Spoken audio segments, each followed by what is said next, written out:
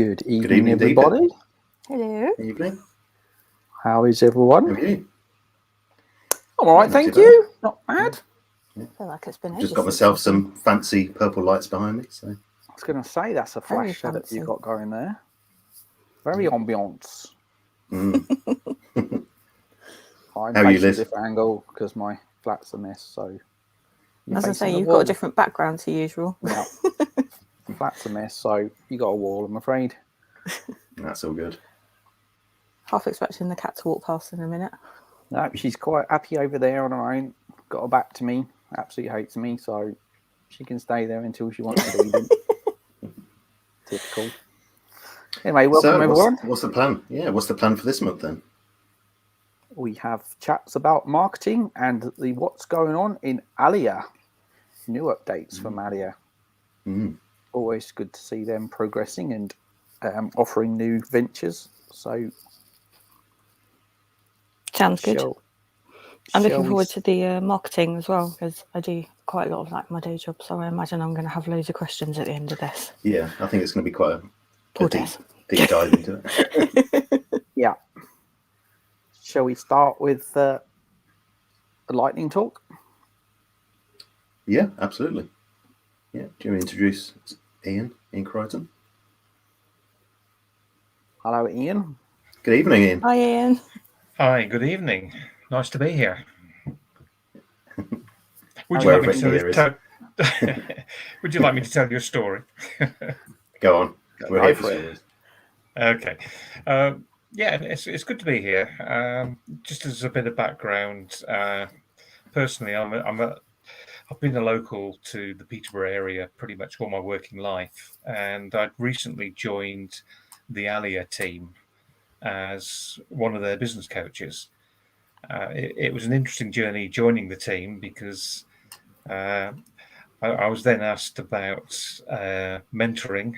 That I'd worked on a mentoring program for Be the Business for 18 months, which was a national program.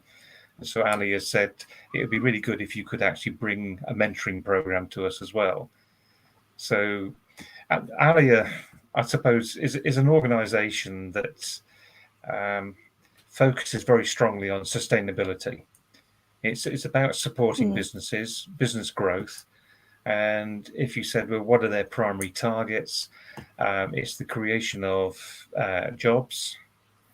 It's the creation of business growth. And it's linking the whole thing to business sustainability as well. So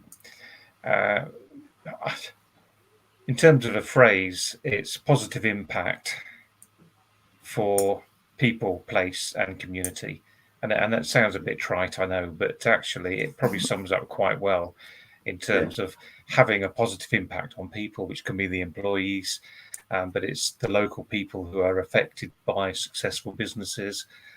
It's about the place, positive impact on place, so how we affect communities, and ultimately planet, which is the bigger picture stuff, which is about sustainability for the longer term. So we have two sides to the business. One side is funded by ERDF money, and so that allows us to deliver services to the business community that they don't have to pay for, which is nice. So we can provide a free of charge business support service. And the other side to the business is very much a charity, and it's to do with the property that we have in Peterborough and Cambridge largely, that we act as landlords to support the business community. So in Peterborough, I think we have 17 tenant businesses that come under our roof. And I think in Cambridge, it's as high as about 40 businesses. And we tend to focus on businesses that have this sustainability angle to what they're doing. And I've got to say, sometimes we come across businesses which are really quite fascinating in terms of what they do. You know, we've just been working with a business today, and they are making building materials out of waste food. which is Oh, wow. which is really quite interesting. So they're making compressed boards. So instead of chipboard, you've got it could actually be chips board, but but actually no. I think you've just invented a new product, haven't you? It sounds quite tasty, actually. You if you're hungry, you eat your own house.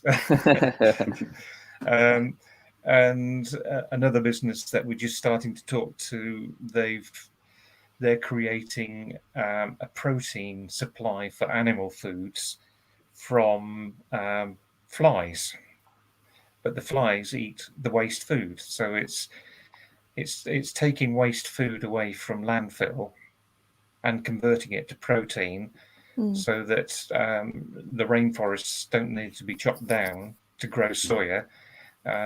So it's really all very, very fascinating, I've got to say. And today we're talking to a business that's created a digital program to help children understand things which are way beyond me, but UX systems and programs. But they're linking it into a global system, so that actually somebody in this, some youngsters in this country can connect with youngsters in Japan or anywhere in the world to develop new business concepts and new ideas. So really quite fascinating in terms of the businesses we work with. The programs that we run are fairly intense. They tend to be weekly workshops, and we start off at a thing called ideation and validation. And really this is about somebody's got a business idea. Let's help them to sense check it and see whether we can actually convert it into a working business for them. So it's sometimes the best thing is to say no. That's really daft. It's not going to work. But ideally, we want to sort of take somebody's concept and help them to put it into action and create a new business. So that's just like Dragon's Den. Sorry? Yeah. You're a bit like Dragon's Den. Yeah, except we don't have the money.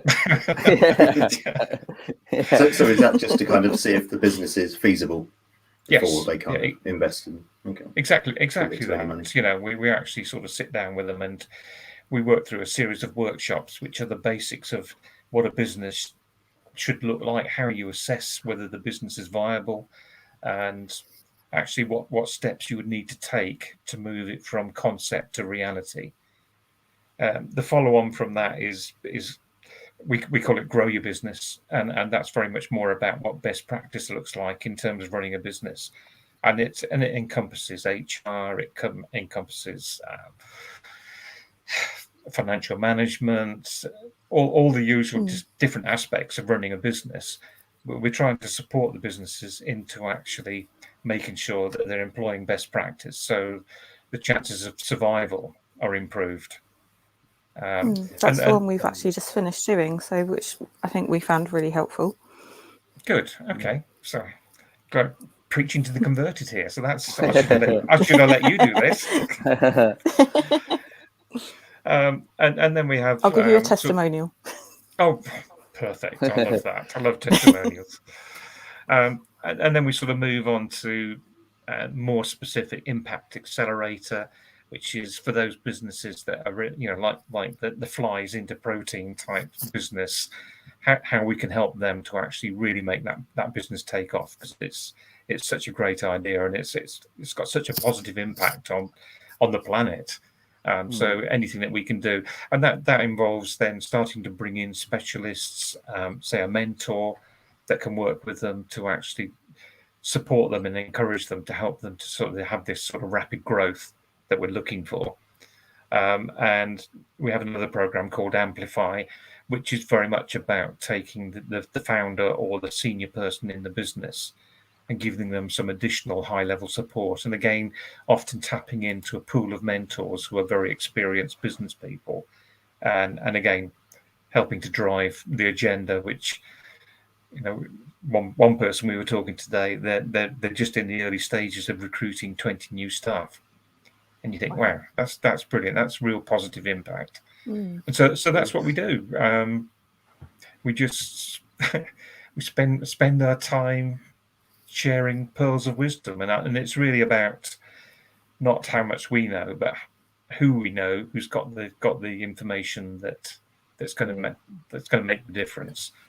And particularly on the mentoring side, we've got a fairly large pool of pretty senior people who are experienced in all walks of life, and it's about what does the mentee need to go to the next level, and who's the best mentor to help them to get to that point. So there we go. So that's Alia, and it's a great organisation to work with. Sorry. It's definitely good to have in Peterborough, definitely, because when I first started out, it was just a thing called Business Link, and it was a case of go and get a bank account, bye, off you go, good luck. And that was it. Well, I was hoping that you were going to say you had a better experience with Business Link, because I was actually involved in the original bid to get Business Link in Cambridgeshire. Wow. Yeah, no, it wasn't. So, oh dear. I don't think they kind of knew much about. I think Peterborough's seen a growth in people going self-employed, and at the time I think Peterborough was still very early on with newbie startups. Yeah, maybe you were just a special case, Andy.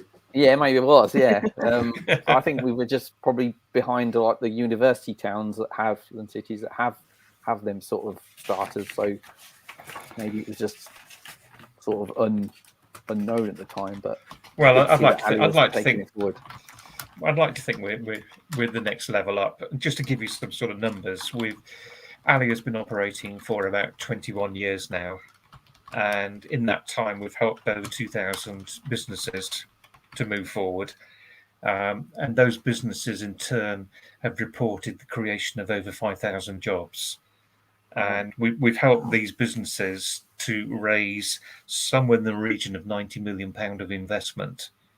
So we do help businesses to prepare for pitching for investment, which is quite a key element of obviously how a business can grow. So we have sessions where we bring in almost pseudo investors, although some of them are real investors, so that our founders of the businesses that we're working with can actually practice pitching for investment for the future. But over the years, that's generated something like £90 million worth of investment for them.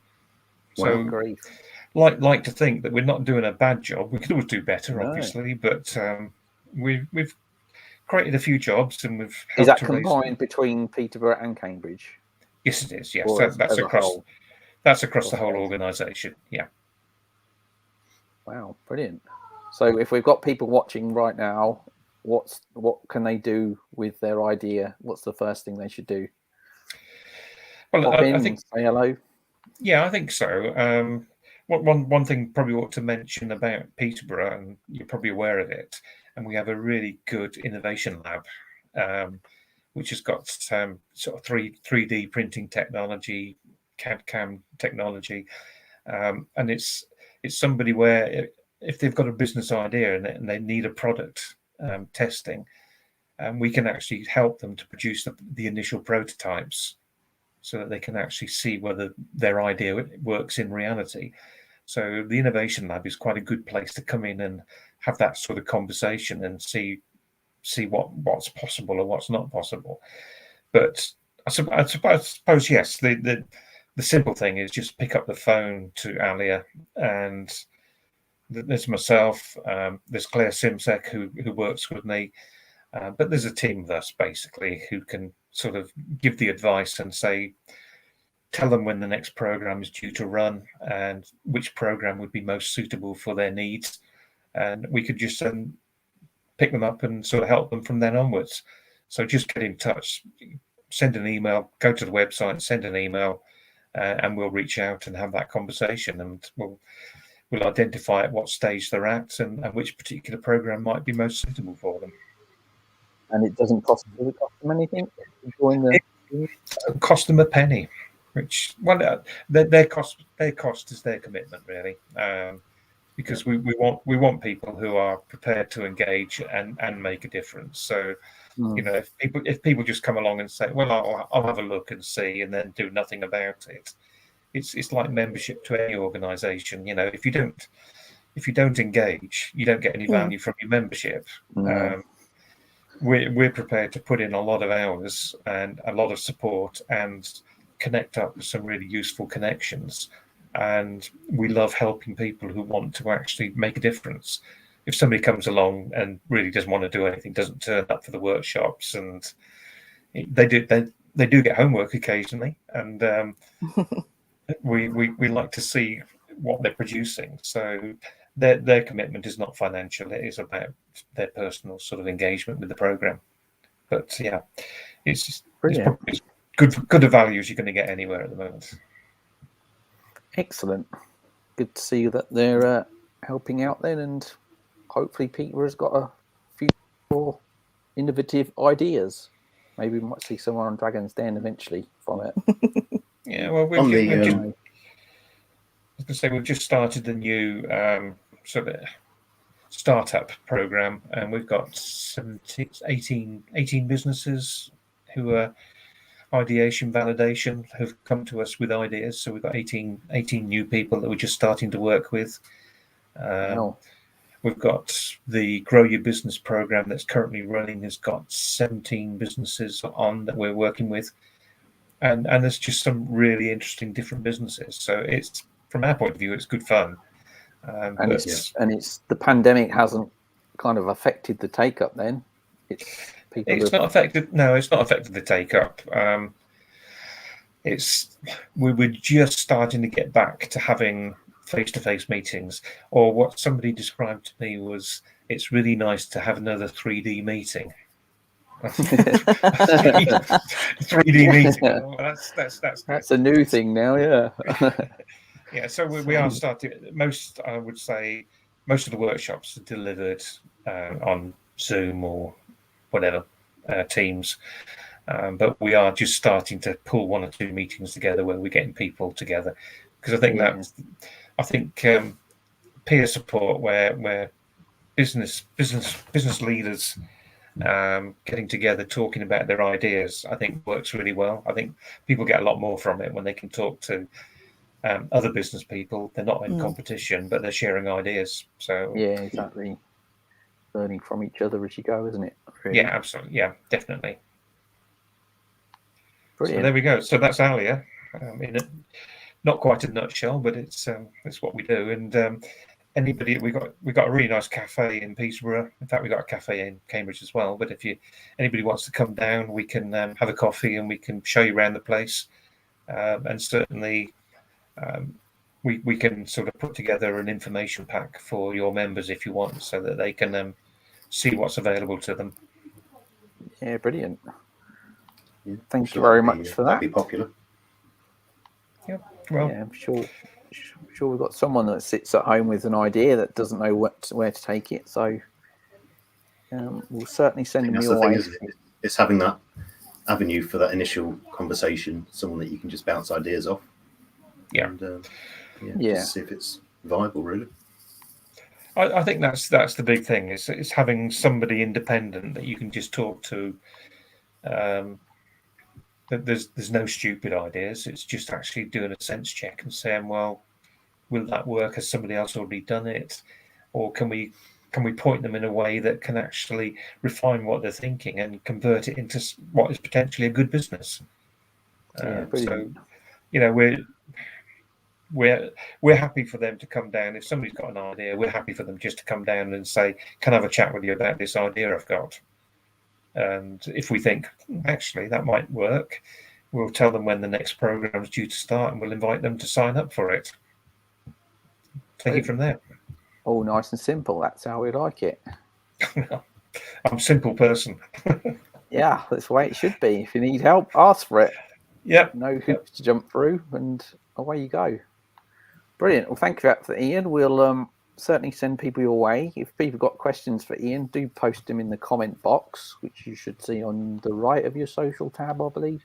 And then we'll put them to Ian at the end when we do a Q&A. We have just had a comment from Richard Andy about reminding people about the jelly on Friday. Oh, yes. Friday at Alia is the Peterborough jelly. Is it limited numbers again, or is it? It is, yeah. There's going to be, I think, between 8 and 10 people, and it's going to be in the boardroom, as far as I know. So it's going to be limited numbers again. So it's all still sort of socially distanced, and kind of that getting people back into co-working again and kind of feeling like still quite safe, and Yeah, so if you're a bit bored of working from home, pop in on Friday to Alia and sit amongst fellow home workers and have a chat.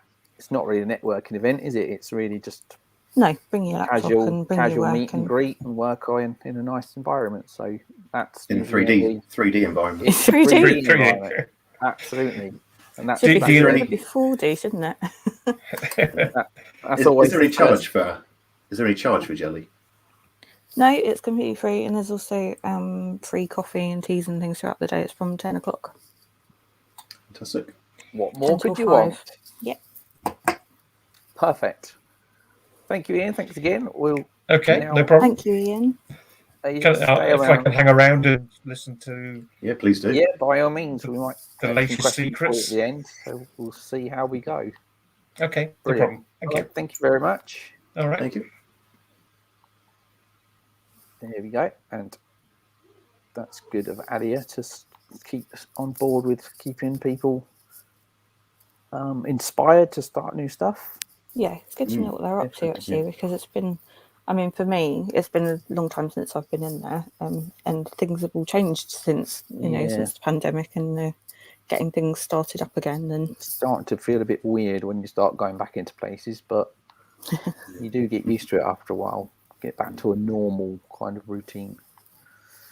I wonder if there's been like an uptake in people starting their own businesses during the pandemic, that people reevaluate what they're doing and make ideas. I would imagine so. I think a lot of people have either been, I don't want to say laid off, but a lot of people might have done, or been furloughed or whatever, and found a passion or a hobby or something instead, and then started their own business. A bit more planning time. Let's hope so. Yeah, well, it's good that there's that support there for them. Definitely. Right, shall we hand over to Des Calton up next, who will enlighten us. Hello, Des. Welcome aboard the DPiP ship. Nice to have you along. It's a nice product placement there on the t-shirt. Yes. Why not? Not planned, but Why not? So we'll hand over to you, Des, to give us the yin and the yang of marketing and your inside hints and tips for us all in the marketing realms. Okay, and if we've got any questions, we'll fire them at the end, and hopefully you'll be able to answer them. And we'll see how we go. Yeah, no pressure. Excellent. No pressure. I'll hand you over to Des now. Yeah, thanks very much. Thank you. Okay, so I'm going to share my screen and share some slides. Hopefully that all works correctly. Let's just see if that's going to come up now. I think we need to do my share screen again. Oh, no, okay, we are sharing. Okay, we are on. Jolly good.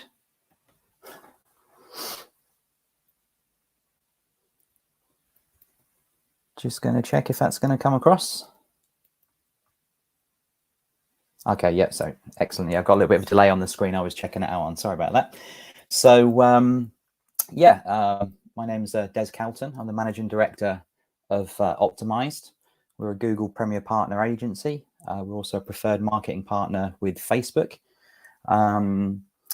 We operate across numerous platforms in search, display, video, audio. We do on Spotify, social media, app advertising, various different platforms, handle a multi-million-pound a year budget. We aim to offer people targeted advertising wherever your online audience may be. If anyone wants to scan the code to connect with me on LinkedIn, please do. Be great to connect with anybody who's been on this evening. And the little line there is a little bit cheesy, but it's a little expression I have. Some you win, some you learn. It's really, really applicable in what we do with online marketing, because we do test things, we try things. Not everything works, but then when you analyze the data, and look at the results, and apply that learning when you go to the next attempt, you don't lose, you learn from it, basically. So it does sound a little bit cheesy, but it is very apt, I do believe. To just give you a bit of a background about myself and about the company and the group that I work for, we're part of something called the Maze Group, which was established in 2009. We are located in Peterborough. We opened up an office about a week before lockdown last year, which wasn't the best timing, but we're back in Peterborough now. We also have a team down in London, and where the company began over in Kings Lynn. And across the group, offering a wide array of digital marketing services across the group. So the yin and yang of marketing, what it's about is we all kind of get bombarded with all kinds of messaging, opinions, articles, experts, and facts. And a lot of the time, these can contradict each other. So I think the idea behind this chat this evening was to really try and look at both sides of the coin, dig a little bit deeper, because again, slogans and things like that can all sound very clever and smart on the face of it, but to dig a little bit deeper and find out what some of these things actually mean, and also how a business can benefit from putting some of these into practice with a really sort of balanced view.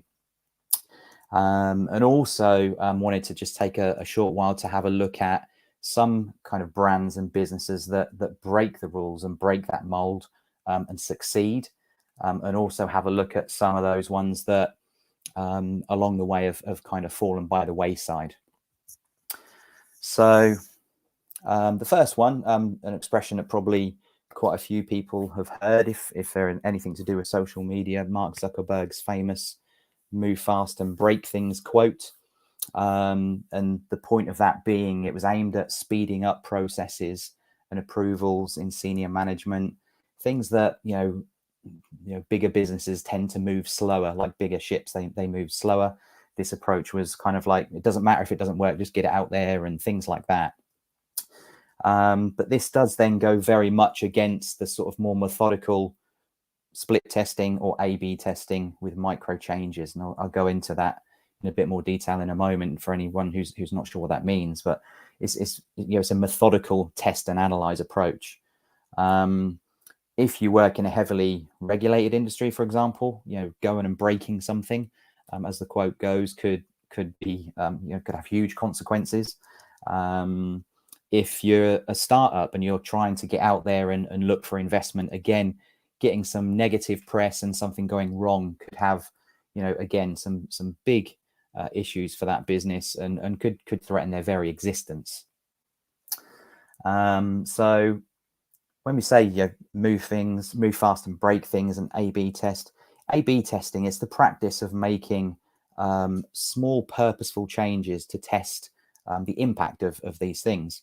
So it could be along the lines of, for instance, on your if you've got an advert that's running on Facebook where you change the headline, you use a different image.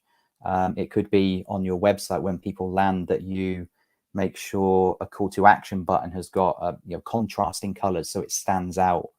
It could be using an image of your product in use, or it could be an image of a person kind of making eye contact over the screen, or it could be not using an image at all and having a moving graphic or an illustration. It can also be things like testing, A/B testing parts of a contact form or a quote form. If you put more form fields in, does it make less people fill it out? But there is a balance between making those forms a bit too easy and making them just hard enough that the people that fill them out genuinely are filling them out to, get the information, get a quote, download that ebook or whatever it may be that they're filling the form in for. So A/B testing is a great way to test theories. What if we try this with this? It can remove people's kind of bias, and it can also remove any guesswork when you're running an ad campaign online. So again, move fast and break things, or are we going to do things in a kind of a small micro way? So what we're then going to try and do is look at a balanced approach. So you may see a little bit of a theme from these slides when we get onto the balanced view. The balanced approach here really is you have to assess what the impact of changes in certain areas may be. Then you can put necessary measures into place when you find things that might be a bit too risky to just go and break, or you can put something a little bit more relaxed in place when it is a less of a risky kind of area. You can put more rigid structures and processes in where they're needed, but just assess them to make sure they're as streamlined as they can possibly be. And again, those more relaxed processes in those areas that they're just not gonna be as big of an issue for you. It's also really important to kind of then continue to reassess these, because as a business develops and grows, depending what stage a business is at, some of these things may change. So reassess and then do implement any changes where they become apparent, where they could be put into place. And then also what you want to do with A/B testing. So it's in digital marketing particularly, you get told a lot of the time to always be testing. It's really important though to ensure that if you do test things, have a real purpose. You're not just doing them for the sake of it to tick a box. Test a theory of what if we're running an ad on YouTube, do we bring in lots of more of a text for people that might not have sound on? Do we make sure that there is a call to action in that video? Does the video focus on the product? Does the video focus on people and solving people's problems, things like that? So it's really important to have a purpose about why you're doing A/B tests. And then also what is the very specific thing about A/B testing is don't make too many changes. Don't have two things running next to each other that are completely different, because then you don't actually know which part of the thing you've got has made that positive impact. So if you had two web pages, test changing the image, the big header image when people land. When you've run that test and found what you believe is a successful result, then run another test on the text that is included in the header, or then run a test on the different kind of message in the call to action button, for instance. Make one change and test it, because then you'll know which tests are actually having the positive or negative effects. So moving on to the next one, we've got the kind of messaging of listen to your customers. Your customers will tell you exactly what they need, versus the kind of opinion of customers do not know what they want. Now, obviously, you'd be silly not to listen to your customers. However, it is abundantly clear in certain cases that your customers won't always be able to tell you what they need. They may be able to tell you what they think they want, but not necessarily what they need. So a famous quote, apparently, or allegedly, or debatably, I'm not sure whether this is actually genuine or not, but it's actually a quote that you will hear quite a lot. Whether it's made by Henry Ford is debatable. But if I asked my customers what they wanted, they would have asked for faster horses. So whilst it is debatable whether Henry Ford actually ever said this, it does highlight the importance of if you're going to talk to your customers, it's really important how you phrase the things that you ask them. So, for instance, the question of what problems do you have may be more relevant than what do you need, because what do you need in this scenario would have been faster horses, whereas if you asked what problem do you face, it might have been something more along the lines of getting from one place to another takes too long, which obviously then gives you a very different product at the end. Instead of the car, faster horses, and vice versa.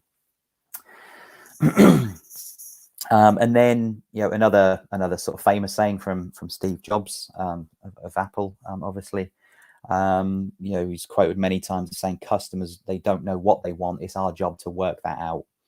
And it was really kind of made very clear by Apple in the early days.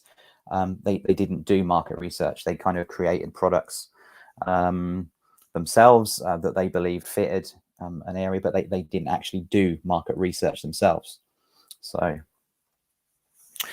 but again, when we look at this as more of a balanced view, it is important, of course, to do your research.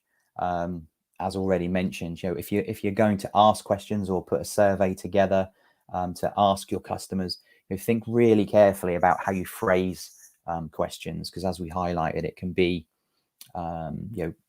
it can be minor points can make a big difference to the sorts of responses you're going to get and how valuable those responses are going to be. When you do then ask those questions, your customers can reveal whether it is particularly issues that they may have, pain points, and then it's up to you to create or mold your service or your product to make sure that it solves the problem that your potential customers may have, because this is what product's about at the end of the day. So this is the next one. It's another, again, it's another one which is banded around particularly a lot, is always innovate, always be doing something different, always stand out, versus the very sort of like reliable follow best practices expression. And it's another kind of debatable quote in what it actually means in the modern day, but this is one that is quoted quite a lot, about how the electric light did not come from continuously like making small adjustments and improvements to candles. This one obviously was a big innovation, totally different. But again, if we ask the customer, what do they want? Do they want candles that burn brighter, or do they need more light? Then again, we get a very different idea of a product that comes and answers their pain point, their issue, their problem. So the point is here, big innovations don't come from making small improvements. However, candles will have been improved, I'm sure, over many centuries and gotten better and better and better, just as light bulbs have had gradual improvements and allegedly gotten better and better and better, not the ones that take so long to lighten up so much though. It's one of these ones where it is a balance between making those improvements to your service. Are there things about your product or your service that you can improve on, but also then keeping an eye out about innovations and things that may come along. We also hear expressions on the flip side: don't try and reinvent the wheel, and if it isn't broken, then don't fix it, which to an extent can be correct. But on the next screen, we'll kind of like go through a few different things that some of these people, it wasn't broken and they didn't fix it and now they're gone. Some of these other people we're seeing totally innovated and went into industries when there wasn't even much of a need. So for instance, if we think about the traditional cafe, where you used to be able to go and get a cup of tea or a cup of coffee, was there anything wrong with that? Well, now we have the likes of Costa Coffee, Starbucks, Nero, and a whole host of other kind of coffee shops that charge a lot more money. In a lot of the times you get it in a plastic cup. But again, it's now created a God knows multi-billion industry in that space. Again, there was nothing wrong with cafes. Cafes were great. You have a big pot of tea, whatever you wanted. But the coffee shop is now the king. On the bottom row, we have Blockbuster Video, totally dominant in their area. They were everywhere. They were all over the place, but they just did not adapt, and they couldn't see the future of digital media. It was always, it's an event to go to the video shop, and no one's ever going to want to just do that at home. And also, to be fair, when they would saying these kind of things, the technology wasn't there.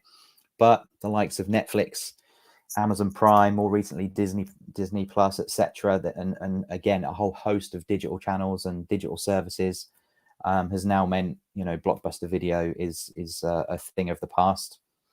The kind of the traditional taxi, who needs an app to get a taxi? It was so, you know, you've got the taxi numbers saved in your phone, you've got, you know, the taxi numbers in the book by the phone at home. But again, totally revolutionized something that at the time probably not many people thought needed to be revolutionized, the likes of Uber, Lyft, and again, so many more kind of ride hailing apps. And another one is like your local takeaway. Again, who needs an app for that? You know, everyone orders the same thing from their local takeaway all the time. Everyone's got a drawer full of those menus. But, you know, the explosion, and even more so over the past 18 months, of the likes of Just Eat, Deliveroo, Uber Eats, etc., is absolutely huge. And then potentially, could the next thing to go the way of Blockbuster Video be the high street bank? It's something that's been around forever. It's something that a lot of people thought might have been the end of it when they started making ATM machines. But we have the likes of Monzo, Starling Bank, and a multitude of fintech businesses that don't have that big brick and mortar presence, and all the things that go along with it. So it'll be interesting to see how those traditional high street banks keep adapting, and do they innovate, or do they keep following the best practice? So again, if we look at the balanced view, when we're talking about this, always innovate or follow best practices, you know, if you're awesome at what you do, you know, if you've got an awesome product, you've got an awesome service, you know, stay awesome, you know, don't change it, but do keep an open mind, you know, and be on the lookout for threats or opportunities. You know, don't just you know, don't be stubborn, you know, stay strong to those core beliefs, and that belief in your business, in your product or in your service. But you know, do be aware, you know, don't be in denial like a Blockbuster Video, for example. And then finally, one thing, I went on a course last year, and something that one of the biggest things I took away from it was a really interesting concept. And this was something called the 6 thinking hats technique. So it's just one little tip from me at the end to try. And the idea about the 6 thinking hats technique can give you a really insightful kind of 360 view of your business, your product, your service. And the idea is 6 people. You don't have to wear hats, but it makes it a bit more fun if you do. Everyone wears a different colored hat. And in the example that I'm giving here today, the blue hat is all about process. This person comes and just thinks about processes, organization, planning, and comes at it from an organizational perspective. Somebody wears a white hat and comes at it from a factual point of view, you know, just information, data. What do we know? What has happened in the past? The red hat is all more about emotion and feelings. You know, how does a product or service make customers feel? You know, what are the passions? What are the kind of gripes from feelings and emotion? The green hat is all about creativity, coming at things with a totally open mind of overcoming every possible challenge. You know, ideas, alternatives. What's you know, removing boundaries. The yellow hat is just all totally positive. It's all about the benefits. It's only the plus points. You only come at it from a positive perspective. And then the black hat is all about cautions. Any threats, any difficulties, any dangers, you know, anything like that. And when you do that, you can get a really good overall kind of perspective of your business, your product, your service, and yeah, you know, from all of the things that you get from all of those different perspectives, you can then put things into place, processes, plans, ideas for the future, etc., to kind of address all of those things from a 360 view. So really interesting thing. If you search online for 6 thinking hats technique, there's a ton of information online all about that. So So yeah, that's all from me on this subject. The sort of conclusion being, as in all walks of life, balance is the most important thing.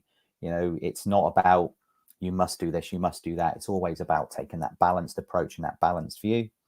Again, if you want to give the QR code a scan and connect with me on LinkedIn, be more than happy to do that, and happy to answer any questions. Thank you very much.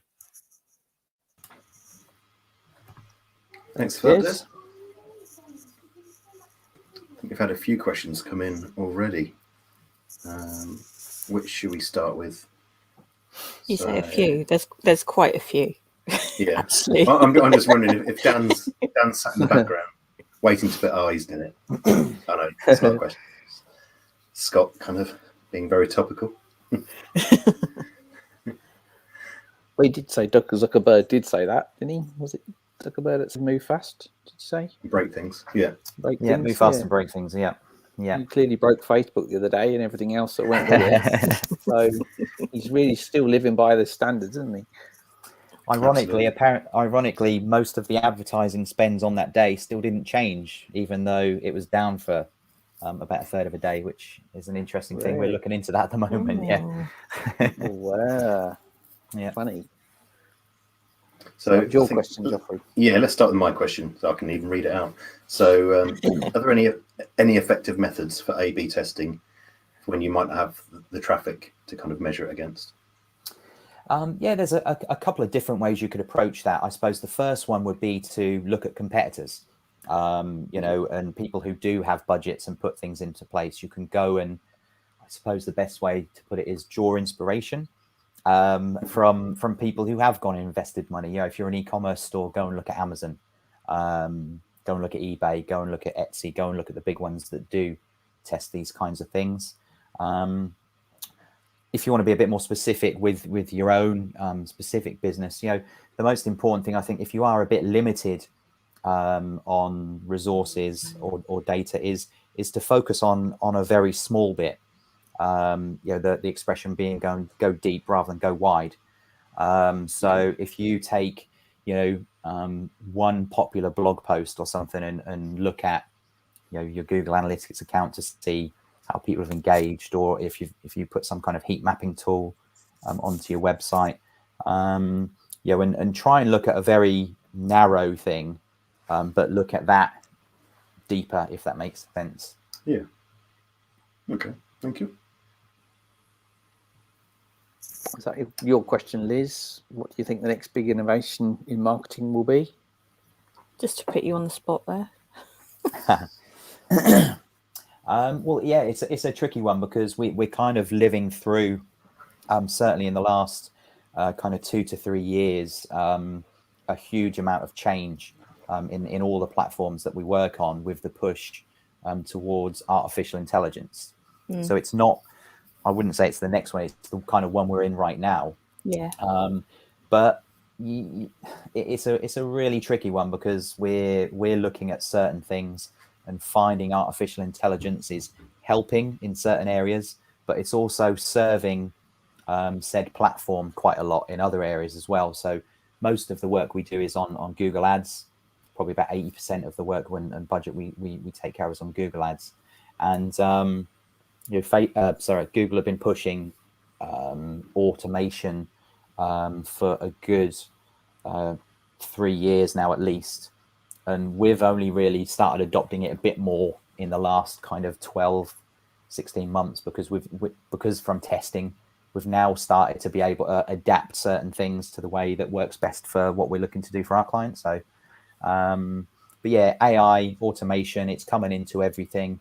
And it's about just looking, the devil's always in the detail. So looking at the detail of what that AI is and making sure that it serves your purpose, rather than the purpose of the platform that's charging you the money for said AI. So when you say AI, do you mean kind of where it automatically places your ads with kind of users that it thinks are looking for that product? Like when on Instagram, where if I've searched for one pizza oven, suddenly my whole feed is filled with pizza ovens, which I don't mind, because I like pizza oven.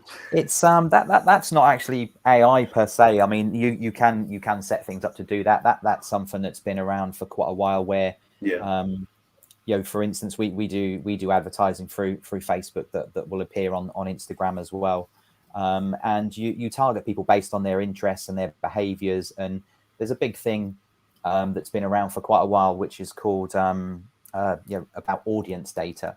So most people are worried that Google give their phone numbers or email addresses out to people.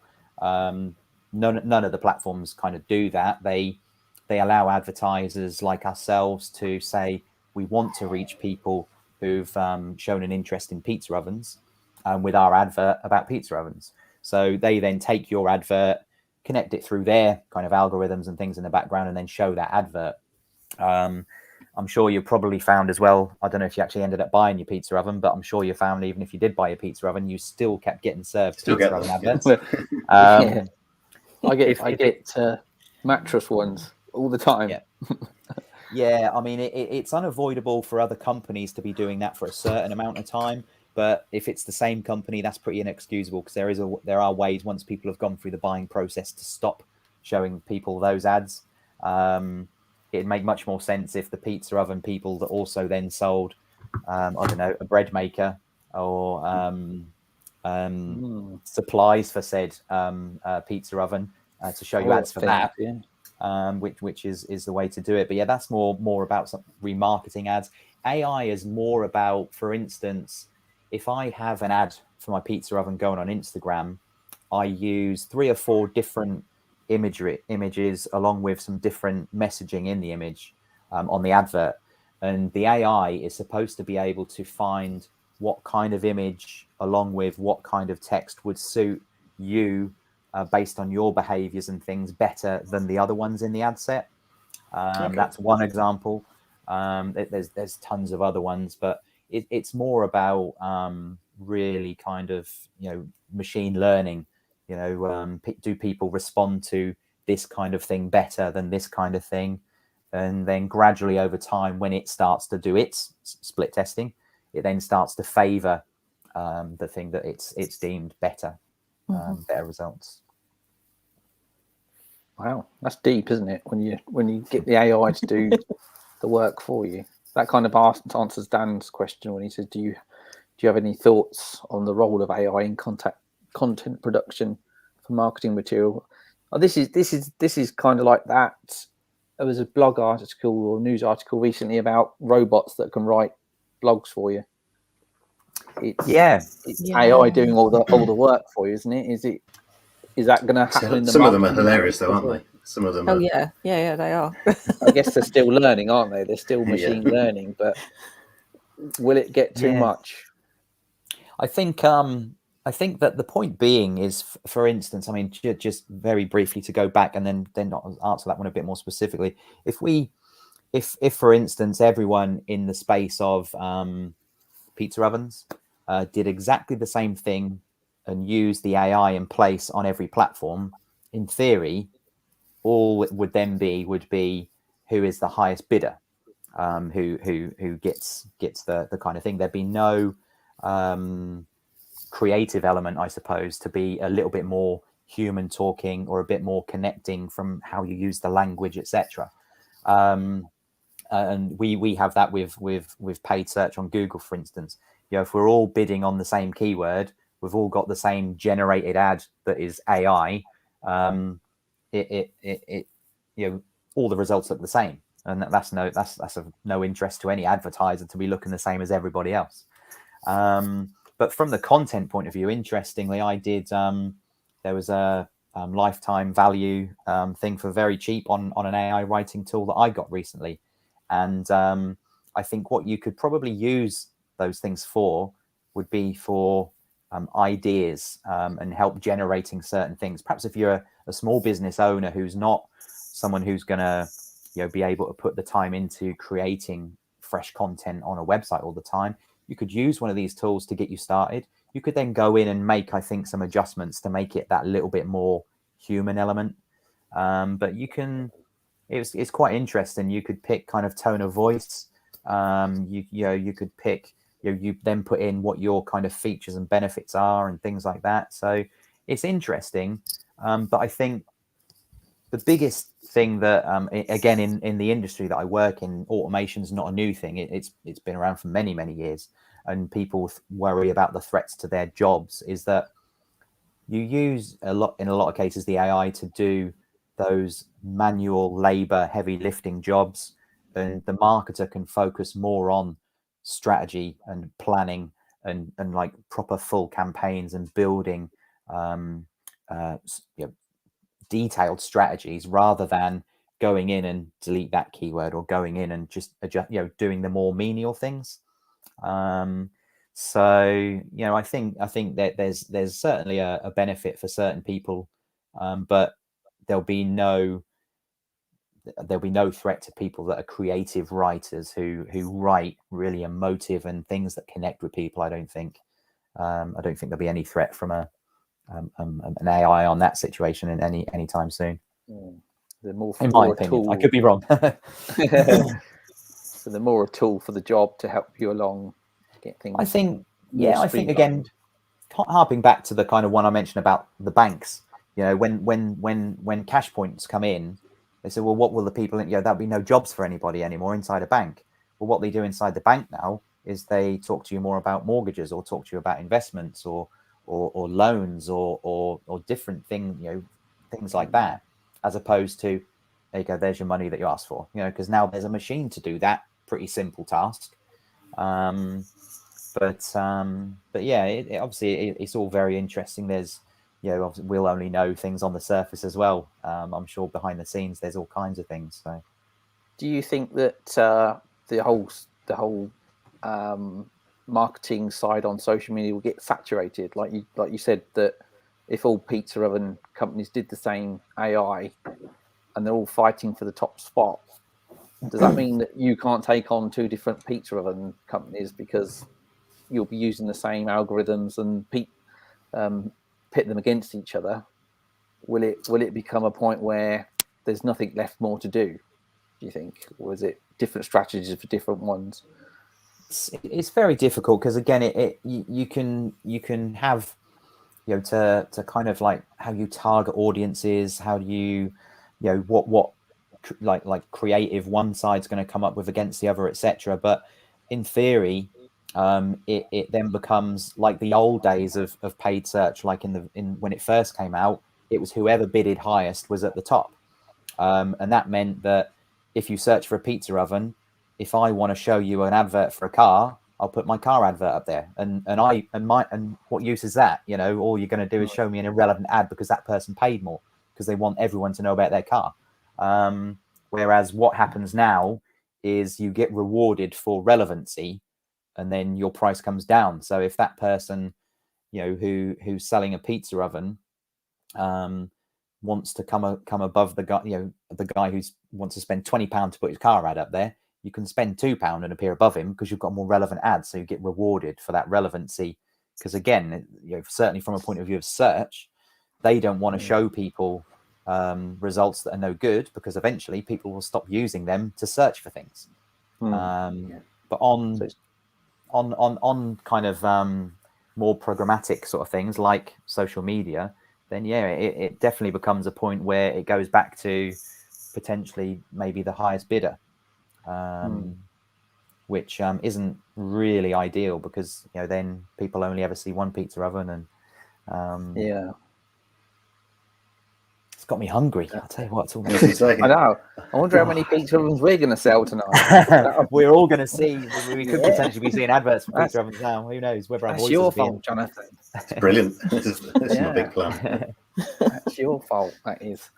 So I guess another question from me. That is, sorry to keep bombarding you with them, but okay. the whole marketing process is a long process, isn't it? It's doing your A/B testing. It's not going to be a quick job. Is there a quick job for those that want to just get up and running ASAP? They haven't got time to do so much in-depth stuff. Yeah. 9 times out of 10, some of my clients, they want it all yesterday, and it's like a mad rush. Quickly do an advert, put it on social media, and they completely forget about this A/B testing and stuff. I mean, is there a long? There's obviously the long route, but is there a shorter route that people could take? I think I mentioned a point earlier about the go deep rather than go wide approach. I think if you're we can move away from pizzas now because, like I say, I'm going to keep getting hungry. If you're let's say, for example, you're a plumber and you do plumbing work, you do emergency call outs, you do boilers, you do heating engineering, etc. If rather than trying to advertise all of them, whether it be search, social, whatever, you pick the one that you again, whether depending on the point of view of the plumber, but either the one that you can sell the easiest, kind of like with an advert, or the thing that you get the most profit and benefit from. So for instance, if we say 24-hour call out plumber, on a search campaign would be really, really relevant, but it'd be quite competitive. But the idea would be there to make sure that you really brought down the area that you target, that you made it, the language very, very relevant. You put yourself in the position of someone who needs an emergency plumber. It's an emergency, so you can make it easy for people to contact you with kind of like a tap to call thing in your ad, a tap to call thing on your mobile website, big prominent phone number, along with a little Trustpilot ratings or nice stars and things like that.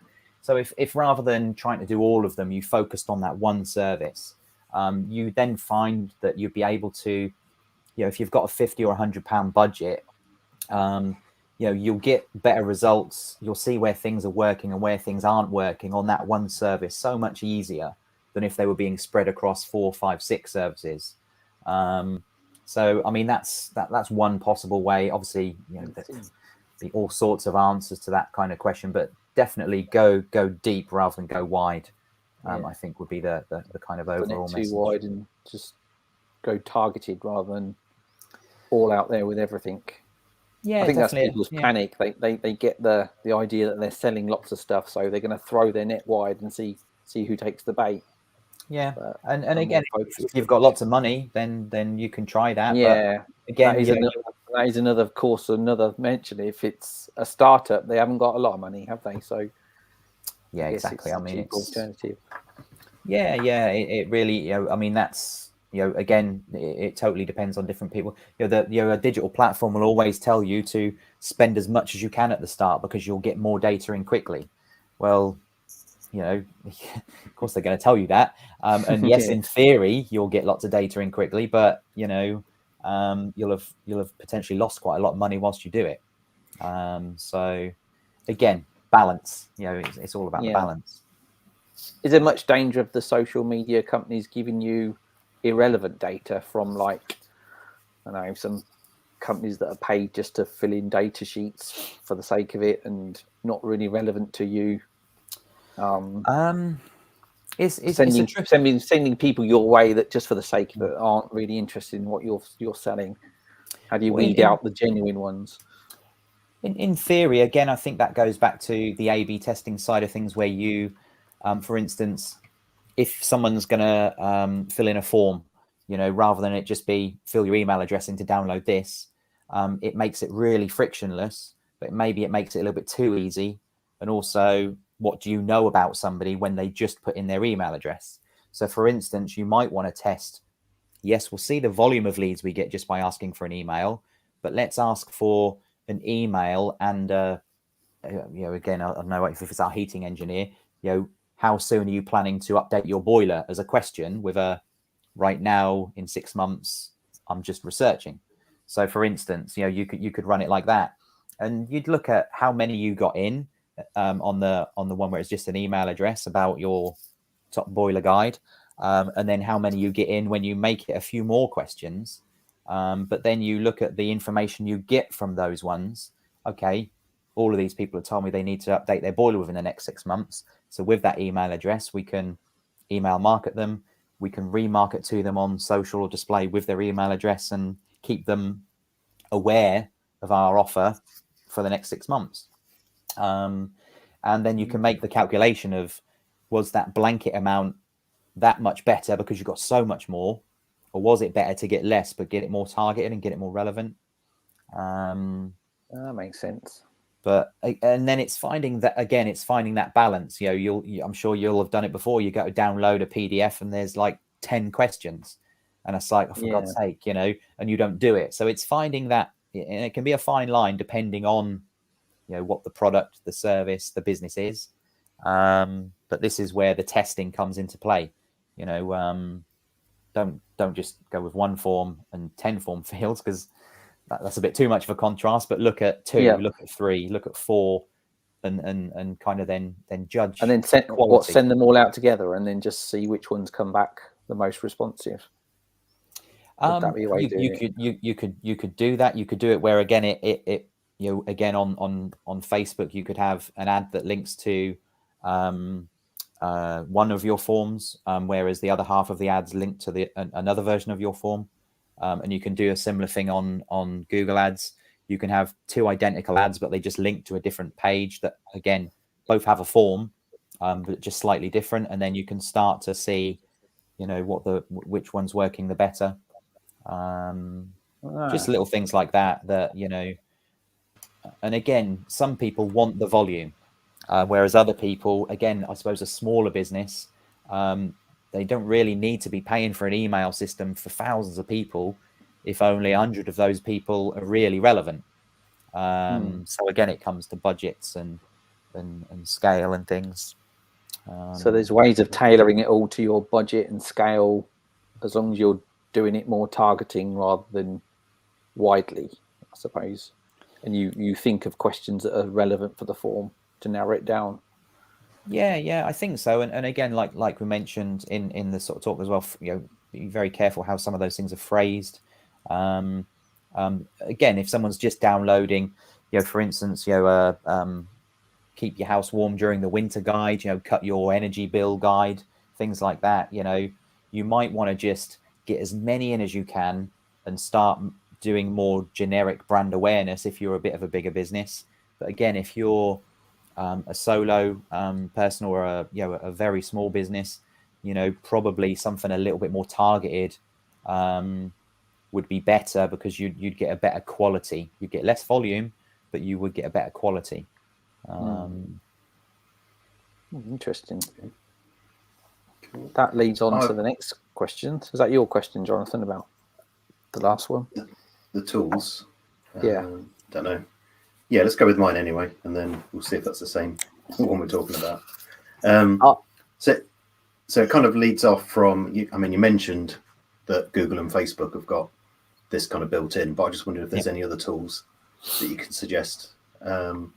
If you want to implement A/B testing on your website, for example. Yeah, having Google Analytics installed will allow you to look at how people behave on your website. I think if you're looking to do something where you want people to take an action, and that action doesn't always need to be filling in the form. You can, through Google Analytics, for instance, you can create what they call conversions. So that conversion could be when someone clicks to buy now, it's a purchase, which is obviously a great conversion to have. But another conversion, yes, downloading that guide, filling in the contact form. Another conversion can be viewing a key page on your website, with something that you believe is worth people visiting. You can do it where you track a conversion when people have gone a certain percentage down the page. So they've consumed that information rather than just landed on a page and potentially not read anything and gone.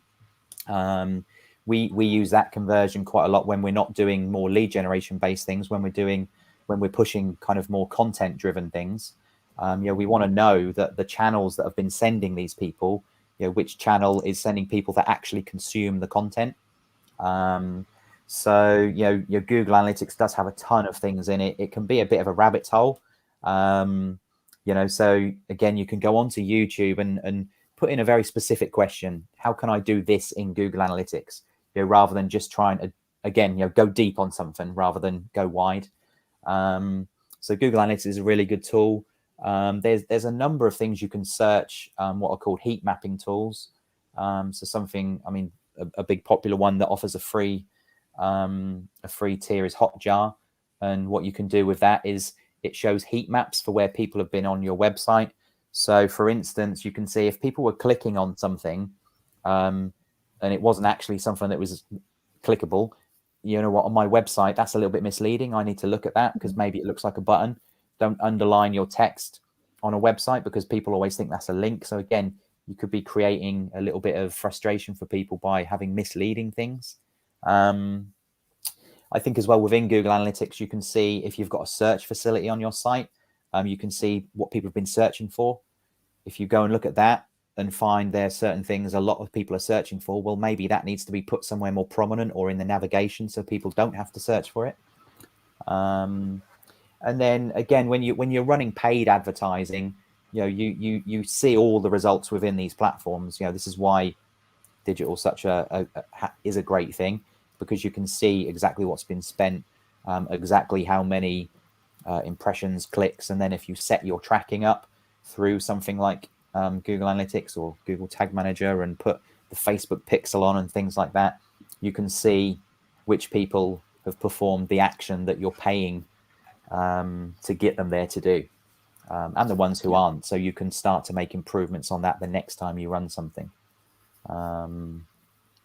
So there's a ton of things, but again, if you search specifically for what it is you want to do, you know, A/B testing on its own, you'll get all sorts of things. But if you say, I want to A/B test visitors to my website, or I want to A/B test my Facebook ads, you'll get much more of a specific kind of tools and things in the results. Or again, pop that into YouTube. You know, you'll get some much more specific results that will help you more than the more kind of broad search. Okay. Interesting. That's brilliant. There's a lot of tips there. Yeah, I do look into Google Analytics, but I find it such a confusing place. Even like the UI, the usage of it just isn't very intuitive to me anyway. It's a bit if only there was like an expert that you could hire, Andy. Well, yeah, exactly. Well, this is back to budgets, isn't it? This is back to budgets. If you're a one-man band and you've not got the budgets, then you've got to fudge it yourself, really, haven't you? You've got to delve in and start pressing buttons and hoping things work. Well, I would say again with regards to that, if put it into YouTube, put it in, you know, what do you want to see? Because what you can do in Google Analytics is you can save certain sort of dashboards and things like that. So, you know, because again, there's so much information in there. You know, I'm not a Google Analytics expert. You know, we work on Google Ads as our big thing. It's something slightly different. But if, you know, there are certain things that I want to see, so I have some saved views on there.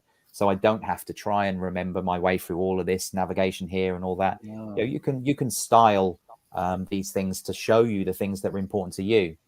So again, if you go into YouTube, how do I get Google Analytics to show me how long people have spent on page? Or go into there and put how do I set up tracking on a sign up page? You know, again, you have to kind of be very, very specific. You can then go and save those views, bookmark those views, and just get straight back to the thing that's valuable for you. Because again, there's probably 90% of stuff on there that I don't touch, and you know, what do we need? We don't need to bother ourselves with trying to fumble our way through that all the time. Let's just get straight to the thing that answers the thing that we want. That would be my advice on that one. Question from Andrew: what percentage of people using search click on an ad? Is this trend changing? Yes, that's quite an interesting question. I won't try and tell you that I know the stat off the top of my head. One very interesting stat that did go and do the rounds last year was that a huge percentage of the searches on Google resulted in no clicks. And this is as a result of Google now trying to pull in so much information to their search results. You know, like the questions bit, for instance. When you ask a question, you might see an ad, but then you'll see things that you can actually tap and they create a drop down. So for instance, those will answer questions without people needing to go off to a website.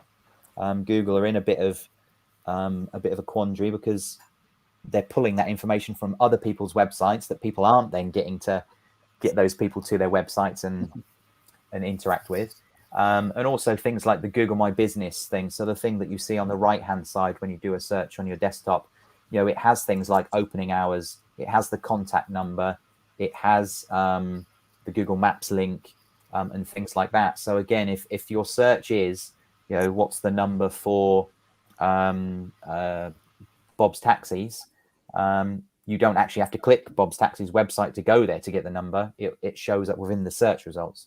So quite a lot of search results don't result in a click, because again, the answers are generally presented to a lot of questions. With regards to who clicks on ads, it's quite funny because everybody you speak to tells you, I never click an ad. But we serve over £500,000 a month of paid search ads on Google. Lots of people click those ads. It's important when you're doing paid search to be in that sort of top area. But the good thing is you can do it without having to pay more than other people when you, again, get really specific. Yeah, it's and on mobile as well, everybody clicks the ads on mobile because they dominate most of the screen. And really interestingly, I don't know whether anyone wants to know this or not, but a real interesting fact about, there's a big debate about whether you should pay for ads for your brand name. So do Apple pay for an ad when someone searches for Apple, even though their website is going to appear at the top anyway, because it's Apple? But Apple do pay for ads, and they pay for ads because they can control the exact messaging that you can't always do with an organic result. And also, if Samsung and Huawei advertise against the Apple brand, potentially Apple's actual organic search result gets pushed down the results quite a lot, and that can be, people are still probably going to go to Apple anyway, but certainly in other industries, paying to be in those ads is really important. And if you're paying for your brand, you generally can get those for pennies compared to normal unbranded searches. So sorry, I went off on a bit of a tangent there. No, that's sounds like there's a secret war going on the search engines in between everyone trying to get on the top spot with their keywords and brand names and what they're offering and stuff. So seems like an ongoing challenge. Well, there was a really interesting study from Google quite recently where they put up they ran simulated tests where they probably will have had audiences clicking certain ads that they like the look of, etc. And they were kind of saying, just showing up in the search results, even if you show up with this, nothing special about your offer or anything, you will get a percentage of the people who are going to click that, out of those top 4 ads, you'll get a percentage just by showing up. Then when they said, when your ad shows up and you then look at, adding, a bit more value and things like that, your percentage goes up quite a lot when it comes to things like competitor bidding. So it's, I mean, again, there'll be tons of studies and things probably contradicting that, as again, we've been talking about. That's the whole point on this sort of presentation I wanted to give tonight. There's a lot of contrasting information out there. So the most important thing is to test it yourself and see how the results work for you, for your business. Look at all the results for everybody else and look at, like I say, best practices from big competitors and things like that, and then apply things and test things yourself. Have you got any marketing no-nos? Strictly things that you would say people shouldn't be doing and probably still are or think about doing? Or have you come across any that weird kind of setups that you think was dodgy? I think the difficulty is certainly for small business and medium and larger businesses, is that in the industry that I work in, there are a lot of people who don't really know what they're doing very well when it comes to things in a lot more detail. And unfortunately, I speak to people quite regularly that have had bad experiences. So it's a really tricky one. But my thing would be don't similarly to when you sell your product and your service, don't promise something that you can't deliver. If you're going to pay for advertising, you're going to, especially when it's a click, for an online gambling thing or a debt recovery type thing, they can cost 20, 30 pounds for a click, for someone to click that ad and go to that website. Don't pay to send someone somewhere and then not give them the answer or the solution that they're looking for, because you're just going to waste your money. So that would probably be the big no for me, would be, don't pay to send someone to do something that you can't genuinely help them or solve their problem with your product or your service. And what would you say is the average time that people can start to see results if they've started to do the marketing straight away? Because there's a lot of, we've mentioned it before, when people have a new website done, they immediately think next day they're going to be number one on Google, flooding with work. And we know from the facts, and it never happens unless they chuck thousands of pounds at it. So equally with marketing on Facebook, like my friend of mine, he's doing online selling of prints, photo prints, right? And he's doing the online advertising, but he's not seeing the results. So he's borderline giving up. He's like, it's not working. What's the point? Yeah. So what's the sort of menial length that people should be doing their advertising from day one, from launch, do you reckon, before they start seeing results? How long is a piece of string is the question. I suppose so, It's tricky, but I think the most important thing there would be, for instance, again, not knowing anything about it, but if the person doing these prints just focused on these prints that are in one subject, whether it be pictures of dogs. They've got 3 different pictures of dogs. They've got lots of animal prints, but they've got these 3 ones of dogs. Target dog enthusiasts, dog lovers, people who follow things that are, not necessarily just dog food, but people that follow things that are perhaps I remember, unfortunately, I don't have my dog anymore, but when we did, we used to get her a monthly subscription thing, because it was more specialist food and things like that. So perhaps people that show a little bit more signal than just being a pet owner, that they are a dog lover, and target dog lovers with your dog imagery, and but not just dog lovers who shop online, through targeting, dog lovers who are into other perhaps higher end products as well, iPhones, Mercedes, Gucci, etc., because you're getting that audience whittled down to a higher end, with things that aren't related to that product, but give signals that they are perhaps in a higher market, if you like. So that would be, in that particular scenario, something to try.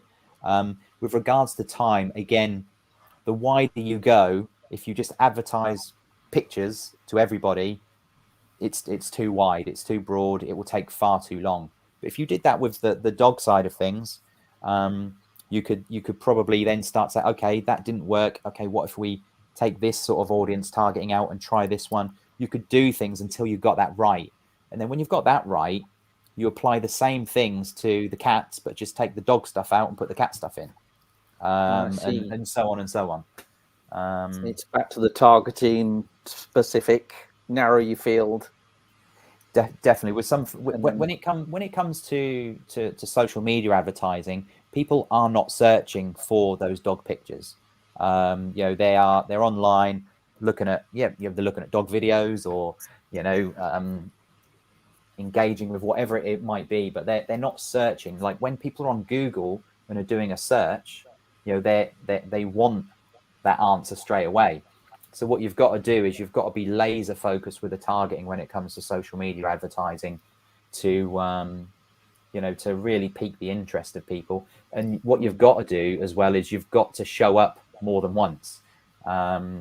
Just because I didn't engage with that dog picture today, I might have been just scrolling through my phone still at the bus stop. I couldn't really look so much, or my boss walked in and caught me on Facebook, so I had to turn it off quickly. But keep showing it to me at different times, 3 or 4 or 5 times, then maybe I engage with it. So that makes sense. Does Yeah. make sense. I think people probably get a bit too afraid of being too in your face, like the pizza ovens and the mattresses. Once you bought them, it's literally daily. You see adverts for them. You're thinking, I've already bought it. Leave me alone. Yeah. There's obviously that fine line, isn't there? Is that Yeah.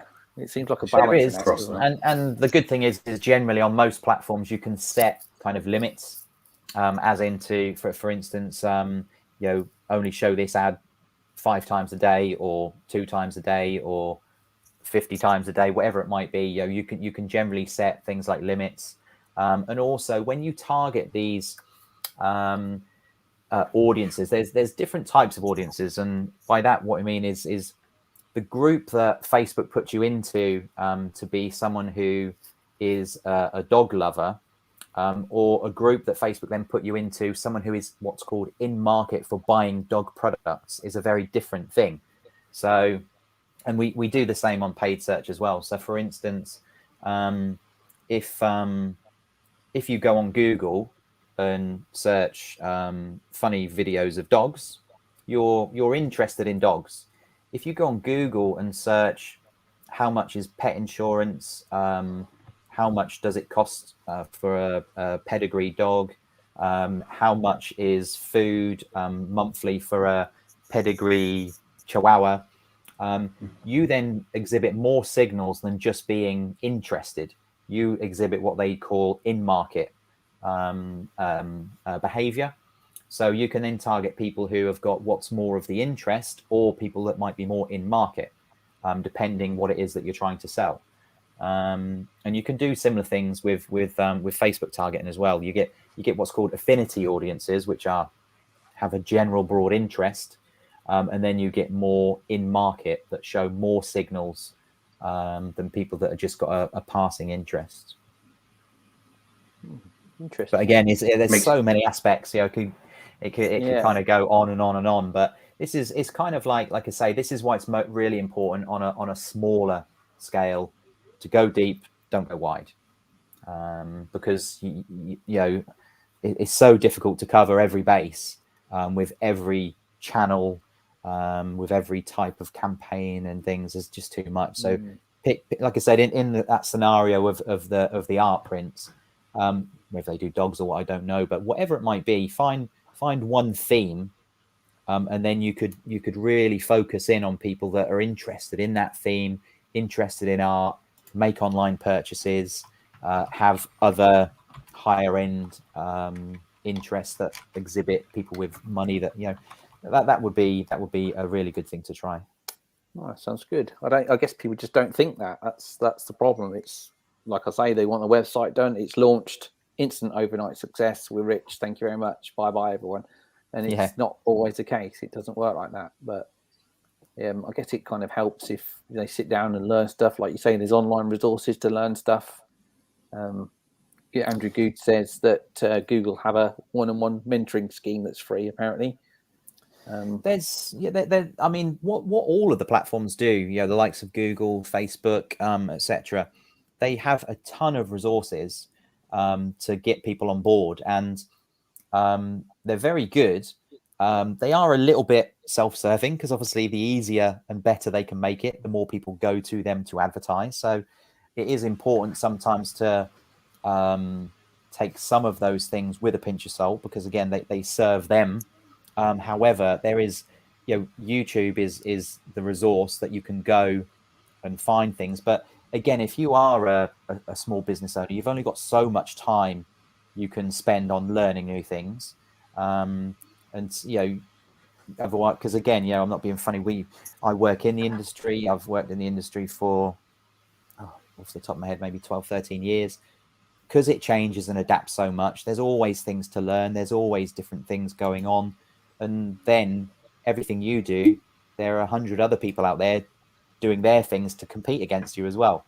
So it's difficult. But again, if you go and find one subject and go deep on that one subject, a similar approach to the things that you learn, rather than trying to cover everything, because generally people that tell you they can do all of these things, they can do them, but you know, we can all go on YouTube and learn how to change our car battery, but we can't change a Formula One racing car's tires in 9 seconds and get it performing aerodynamically this and power to thrust weight ratio that. You know, that's what specialists do. So, I'll give it a go. Probably won't work. oh, brilliant around the go-kart track. yeah, I can do a fast lap on a go-kart. Yeah, no trouble. Are you saying then as well just to focus on one social media platform, or do you say like be specific but target the one that's probably most relevant to your audience? I think if you were going to look at, certainly if you're going to look at investing time and money, start with one, and kind of go into one about, again, you know, what is that you want to get from that? Are you directly looking to sell? Because it's not an easy place to directly sell on if you're doing nothing else but trying to sell to people, because, you know, it then becomes a very transactional kind of thing. You know, social media is used for a lot of different things than just direct selling. You know, tone of voice, kind of, you know, the ethics behind a business, the humor, the personality, the people behind the scenes. You know, the more you can show people all these different things, the more likely when you come to try and sell to them, they will then sell to you. They will then buy from you, because people buy from people. You know, that's no secret. So if you were going to look into, like I'm starting right now, what do I want to do with social media? I just want to sell products. Then go and learn about, you know, Facebook shops, Facebook commerce campaigns, you know, things about Facebook and selling, you know, and look into that subject, because there'd be no point in looking at organic reach of posts and how to build followers and all that if what you wanted to do was sell your stuff on Facebook. So that would be, you know, probably more better advice, I think, than just focusing on one platform. Would be focusing on one kind of action, you know, one purpose. So you could do the same on Twitter. You could learn about e-commerce things on Twitter and e-commerce things on Facebook, and that would be more in your interest than learning about all aspects of Facebook, for instance. Let's see. I suppose you've got to have an understanding as well of where likely your audience will be. Whether it's, I guess the audience on Twitter and Facebook are different. Would you say they're? Yeah, I think within reason. I think there's I mean, I did a few sort of seminars with our company with someone from the social media team, and his kind of line that he always started with was Facebook is for blank people, and it was Facebook is for dead people or old people, because basically it was like, oh, nobody young goes on Facebook was the argument. Whereas when you then look at the statistics from Facebook, there are millions of people under the age of 21 on Facebook. There are also so many people that signed up for Facebook when they were not at the minimum age for Facebook, that they put a different date of birth in, that now those people are still quite young. When you look at the actual demographics of Facebook users, and this is regular Facebook users, there are millions of young people who use Facebook. Yes, places like TikTok are a place where more young people will go nowadays and things like that, but you can't discount Facebook as a platform for any audience because it is just so big. But yeah, I think you know, Twitter's a bit of a different kettle of fish. We haven't done very much with Twitter. We haven't found much success for kind of advertising on Twitter. It is a different kind of platform. Ironically, we didn't think we'd do so well with I mean, we work in like finance.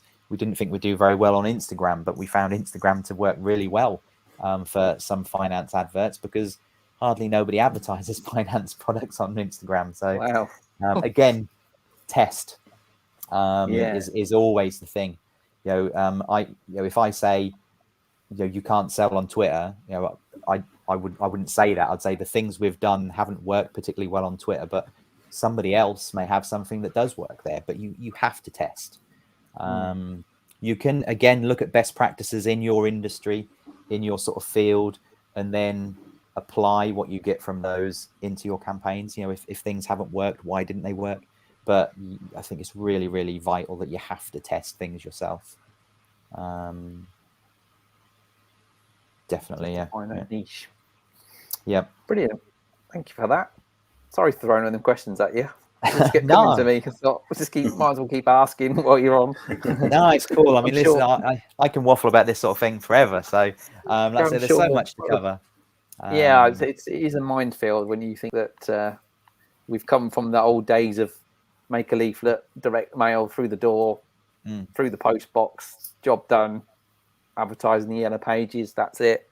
Yep. That's as far as you get. I mean, it's now got a lot more complex and a lot more in your face. So much better informed, isn't it? Yeah. I think, ironically, the thing is, though, is if you put something through someone's door now, they will read that. They're probably more likely to read things that go through their door than something that goes in their email inbox. Yeah. And there are ways that those things can be tracked, things like QR codes and trackable phone numbers and various sorts of things. But so yeah, a bit of a retro revival. Is it like vinyl? Yeah, I think tactile. You can get a lot more information. You can get a lot more artistic and creative with those things because again, on digital, you've got seconds. Yeah.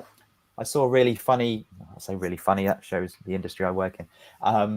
A funny graphic that shows somebody at the till of a shop, and someone stood there with a trolley saying, "Right, I'm off. I've been waiting 2 seconds," and that's like. Nobody leaves the shop when they've been waiting 2 seconds. But if your web page doesn't open for 2 or 3 seconds, people leave and go somewhere else.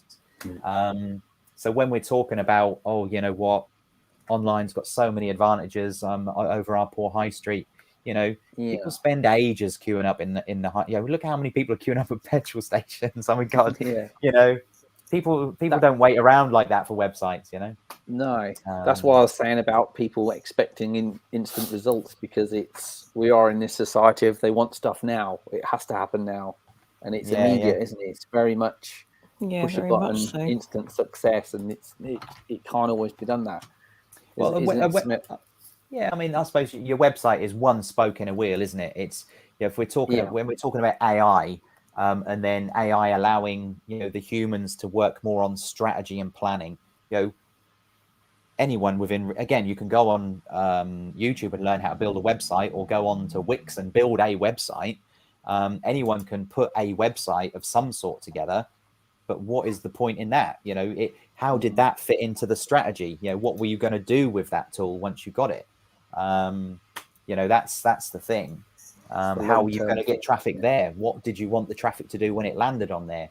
What are you doing after that traffic contacts you? And I mean, I don't think people still think that, though. I think that's it. I think that they get the mindset of a website, job done. That's all I need. It's only afterwards they start to think about all the nitty gritty that goes in with it.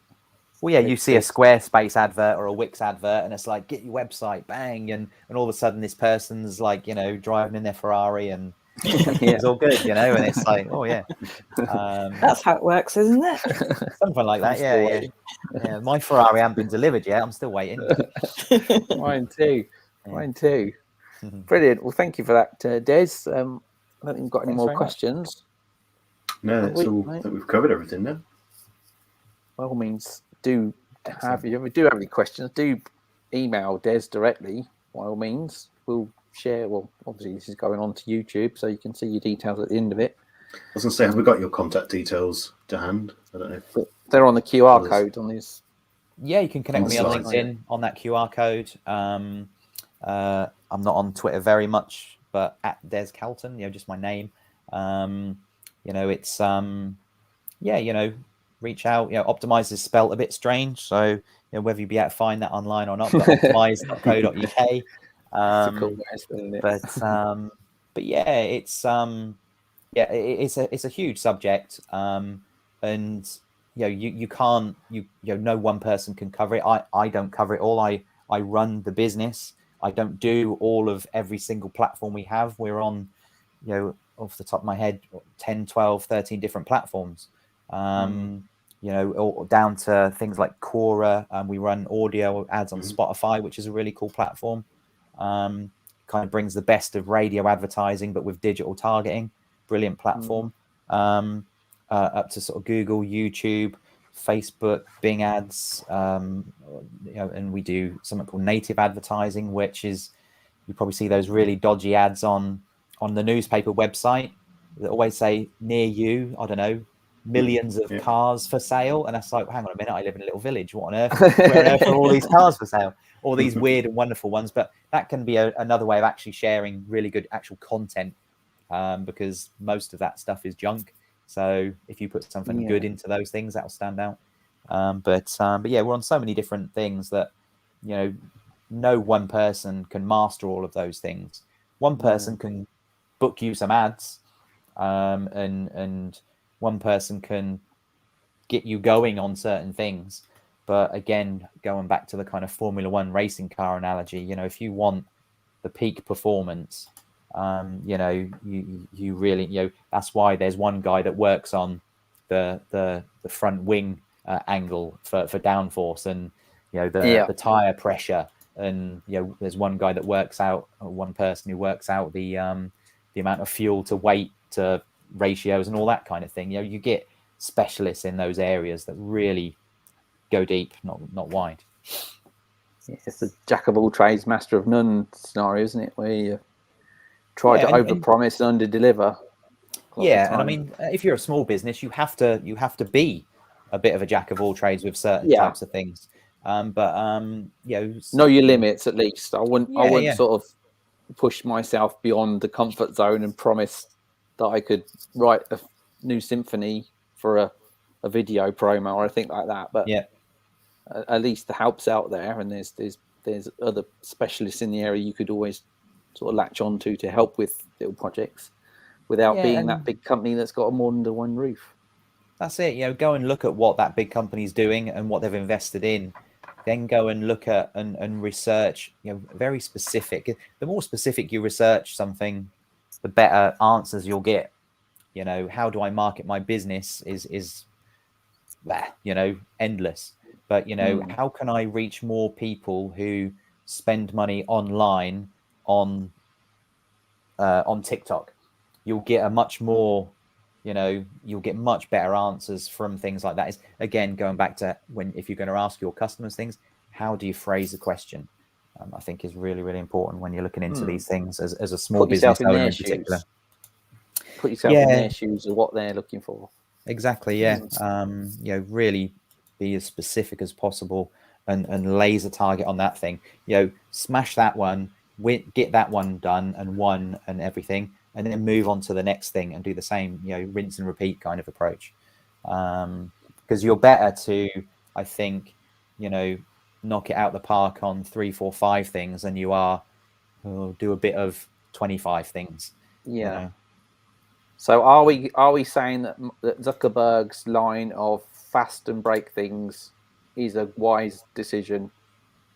Would you say it's it worked for him? Bad advice. It worked for him. I suppose it did.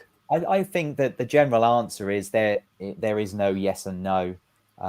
This is why, again, the sort of idea that I get all philosophical. I use it in life. Everything is balance. I don't do yoga or anything. I don't see it like that. But everything in life is balance. We have to plan for today. We have to enjoy the now, but we have to plan for the future. We want to eat healthy, but we want to eat things that taste nice as well. We want to do exercise, but we also want to have downtime and chill and stuff like that. There's no, and it's the same with everything. It's like I say, getting very philosophical. That's good. But very deep. I would say some things work fast and break things is definitely good in a way, but there are dangers of it going wrong. Exactly. There's a lot of the gaming companies at the minute. They're working fast to get the games launched, but when they're launched, they're broken, and then they get a whole backlash of bugs and problems, and it's not working. It really ruins their reputation. So I guess it depends on what you're doing before you jump on that fast and break things. Yeah. Did any of you guys see the Ryan Reynolds movie, Free Guy, the recent movie? Where he's in the movie. So, when dude lands in and goes catchphrase, because they hadn't finished the coding for him. If you haven't watched that film, you won't have a clue what I'm talking about. But the point, I suppose, in gaming, in the old days, when you used to get the disc that the game was on, it had to be right. Whereas That now, was it, patches, updates, you know, Yeah. and enhancements, you know, It's it's kind of launch built. it fast as it is, and then patch it Yeah. afterwards quickly.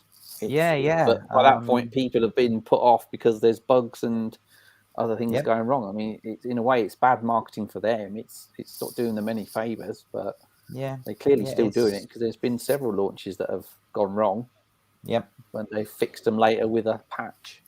Yeah, and probably people still et it up. You know, as soon as things work. You know, again, if you're in that position when you're releasing something, you know, again, you know, Apple, you know, for instance, release an iPhone and you know it needs an update within whatever. You know, it's always the way. But you know, again, when you've got such a loyal following, you can get away with that. But again, that's about the balance. You need to be careful how much you keep doing that, because otherwise you start to test that loyalty. So again, it's making that calculation between how much do we benefit by getting this out now versus what are the risks that we'd lose, and you make that calculation and then you go ahead with what you go ahead with. Especially if they're chucking lots of money at it, because in a sense they're buying a broken thing, broken product, broken website, broken whatever. Yeah. Interesting. Yeah, take. definitely. Anyway, we'll let you go now. Thank you very much. You've nearly done up our perfect timing. 10 minutes to go. Thank you for your time. No, thanks very much. One. It's been really cool, and I appreciate. You know, the best thing is to get asked questions afterwards, because there's nothing worse than anyone got any questions, and it's like, but yeah, you know, I really appreciate it. Thanks very much. You're very welcome. Thank you. Do feel free to pop into a DPiP when we are actually back in a coffee shop, being a bit more 3D environment, as they say. Yeah, definitely. Good. Yeah, look forward to it.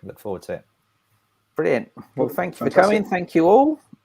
Have we got any more announcements to make to the watchers? Not really. I was thinking that we're probably kind of due to start thinking about the whether we do like an end of year party, but it's probably a bit too soon to announce anything. Don't mention the C word. Christmas word. No one's doing Christmas this early. It's too early for that. Yeah. Well, it's just whether we need to pre-book turkeys now, don't we? Will it be an end of year online Zoom party, or you? I think if we can try and do a safe in-person 3D 3D meet and greet. We'll try for a 3D in person, but if not, we'll do a Zoom something or other. And you'll all have to sit at home with your Christmas jumpers on. We'll have to send some like party hats out or something, and some crackers. We'll have a think then. We'll plan it. See. Obviously, if anyone's got any ideas, wants to kind of chip in, then let us know. Perfect. Well, thanks all for coming. I guess we'll end it there. Let's wrap up. Enjoy the rest of your evening. Big thanks to Dan behind the scenes, putting all the buttons and pushing the phone calls. Yeah, pizza. All the Dan's got his pizza order. Yeah, he's buying a pizza oven now. Definitely shopping around. Big thanks for everyone watching. Don't forget to share your love with our lovely sponsors. We Are Marmalade, City Fibre, Compare the Market, and hosted by 20i. And of course, Two Big Orange Hearts, who do a great job of hosting our online presence. And we'll see you next time. In the meantime, have a busy week, month, and we'll see you next time. See you next time. See you later. Thanks all. Bye-bye. Bye.